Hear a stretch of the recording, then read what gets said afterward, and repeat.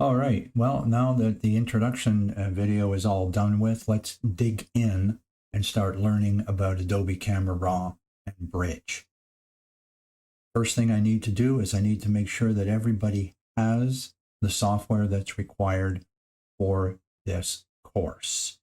If you don't already have the Adobe subscription, then what we need to do is we need to go open up our browser and then type in www.adobe.com. Once you do that, you'll end up at this page. At least that's what we're getting at this point in time. School is starting up in another couple of weeks, so it looks like Adobe is offering some discounts to students. From this page here, we go to the Creativity and Design tab, and then in here, we come down and we choose Photographers. Okay, they're going to ask me for this kind of stuff. We're going to get this. Do you want to have a deal? Do you want to try this? You want to try that? Just scroll down and see where you can find your plan. Full version of Adobe apps included in the photography plan are these guys, and then just click Buy Now. We're going to come up over here, and this is the Adobe Creative Cloud icon app. Jump in. What we have going on here is a list of all the stuff that's related to the Adobe software. This is our home page. And if you look over here, you'll see manage your account, the plan that you have, and then any updates that need to be done. And it says here that there is one update needed, and I'm going to assume it's this one here, which is an older version of Acrobat that I had. I don't any longer need to have the full version of Adobe Acrobat. I did when I was teaching, but that was years ago.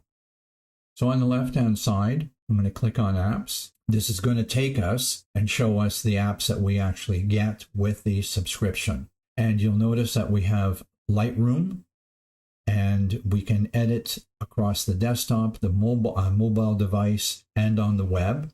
It's kind of interesting, but it's not the full version of Lightroom. Over here is the full version of Lightroom, Lightroom Classic. It's your desktop application. You can't take it on the road with you, so to speak, as you can with this guy, but this is the one that most people use anyways. Then we have two versions of Photoshop. This is the full version, desktop one, and then we have a mobile version called Photoshop Express. You also get access to a lot of the Adobe fonts that don't come as a default with your software. And then last but not least is the Adobe Portfolio. Okay, let's take a look at the Adobe Portfolio thing here. Let's take a look at the Adobe, I'm going to say application at this point in time. It's an online thing, if you will. And it allows you to create up to 5 different portfolio websites. If you don't already have your own domain name and are not hosting a website itself, and you're just using social media to post some images for family and friends, maybe creating an Adobe Portfolio website is the answer for you. You get up to 5, and I think I'm using probably 3 or 4 of them already. Let's click this. Here we go. So you can see that I've got 4 websites already created with these guys. One of them has a domain name, firstframephotography.ca. It's a work in progress, like all photographer websites are. And then we have this one, which is also a big work in progress. I shoot a lot of hockey, pro and semi-pro hockey. And if I was to put up, I've been doing that for 10 years. I got so many images, it's not funny. I think Adobe is going to regret allowing me to actually post all the images I want to have up online. And then how to organize it and everything else. Do I organize it by year? Do I organize it by league? You know, do I organize it by players that made it to the NHL, all kinds of stuff. Anyways, and here's another portfolio thing that I'm working on. And this is just johnhwarren.myportfolio.com. And then the other one over here is digitaldarkroom.myportfolio.com. So if you don't have your own domain name, then you can actually put something in here. As you can see here, it's Digital Darkroom AF72, just some random thing that they created.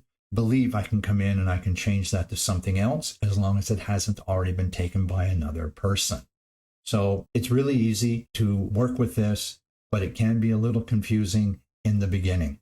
If you know WordPress, you know this, but let's just deal with that another time.